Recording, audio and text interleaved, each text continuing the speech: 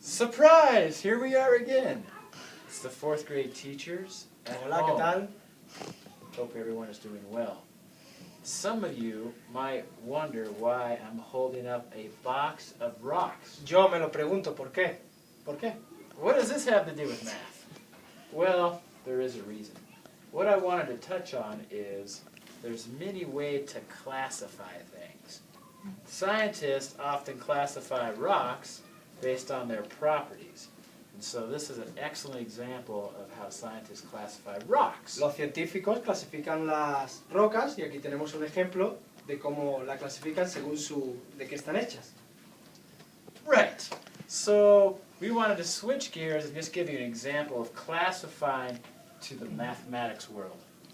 And today, as a quick review, Aquí tenemos un ejemplo de clasificación en el mundo matemático.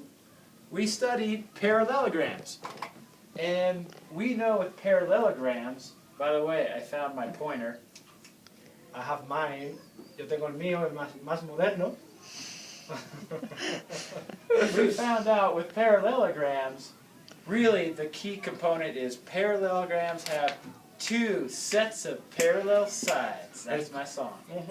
El concepto clave de los paralelogramos es que tiene que tener dos lados paralelos, dos pares de lados paralelos 2 a 2. That's really the key ingredient here. And what we found out today in class was a square is a parallelogram because it has two sets of parallel sides. A rectangle also is a parallelogram, two sets of parallel sides. Podemos ver como el cuadrado es claramente un paralelogramo porque tiene dos lados paralelos 2 a 2 y también el rectángulo, el mismo ejemplo. ¿Está claro? But we can also get into these quadrangles that do not fit into that classification.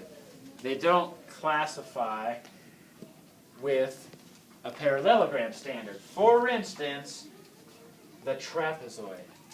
The trapezoid? El trapezoide no está dentro de esta clasificación de paralelogramos, está fuera.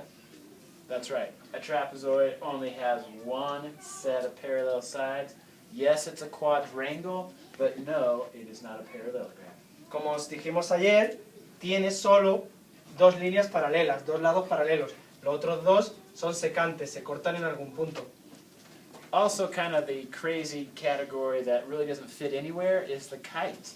What we found is the kite, again, 4 sides. It is a quadrangle. It is not a parallelogram. Matter of fact, it doesn't have parallel sides. It doesn't have the two sets. Como podemos ver, la cometa pues tampoco encaja, no sería paralelogramo, porque no tiene líneas paralelas 2 a 2. Esta y esta no son paralelas, se cortarían en un punto por aquí. Entonces no es paralelogramo la cometa. And finally, we'll touch a little bit on a rhombus. What we kind of said was a rhombus is a square that got hit by a bus. A rhombus, yes, is a parallelogram, but all sides have to be equal. So a square is also a rhombus, but a rectangle is not a rhombus because it doesn't have all 4 sides the same length. Como podemos ver, el rombo es un paralelogramo y encima, además de ser un paralelogramo, tiene todos sus lados a la misma distancia. Por tanto, el cuadrado sería un rombo, un tipo de rombo, pero el rectángulo no es un tipo de rombo, porque este lado y este son diferentes. All right, very good. Tonight we're going to talk about 2 new terms that we didn't discuss today. It deals with polygons. Esta noche vamos a estar hablando de 2 nuevos términos que tienen que ver con polígonos.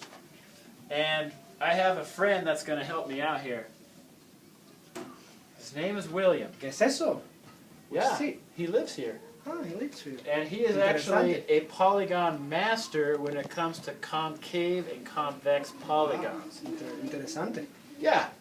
He likes to read his book in special polygons because sometimes where he reads, it gets a lot of rain. He kind of likes to hide and kind of find a cave out of the weather. Muchas veces cuando está lloviendo, él intenta encontrar una cueva para protegerse de la lluvia. Vamos a ver.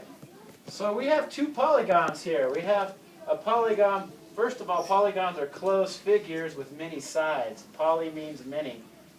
And One of these is a concave and one is convex. Aquí tenemos dos polígonos que tienen muchos lados y uno de ellos es cóncavo y otro de ellos es convexo. Veamos a ver cuál es cuál. It's very easy for William to find the concave because see, look at happening. ¿Es fácil para él encontrarlo? Sí. Vamos a ver cómo. See? Enséñamelo. Yeah, amazing. So William is looking for a place to get out of the weather. He needs a cave, some shelter to read his book. William necesita una cueva porque está lloviendo. Yeah, so he's can't get in here, but he's kind of in the weather. No, you know, he's still getting wet here. The wind's blowing. So this polygon is not concave, but wait, let's look it over here. Oh, you can read, no, what? Oh, he can get right inside here, shelter from the storm. Parece que ha encontrado una cueva, a cave. So this is a concave, kind of like a cave, polygon, a place to find shelter. It's a big indentation in this polygon. Vemos cómo el polígono cóncavo tiene como una cueva, por eso es cóncavo, cave. Tiene una cueva, tiene una hendidura. Entonces William ha encontrado el polígono cóncavo. Muy fácil, easy. Very amazing. So again, concave, a nice indentation. William loves them. And convex, everything is sticking out. Difficult to read in a rainstorm, according to William. Thank you, William. Gracias, William. Nos ha ayudado a la lección de hoy. That's all we have tonight. I'm Mr. Burr. Mr. Pérez, And this is William. hasta mañana.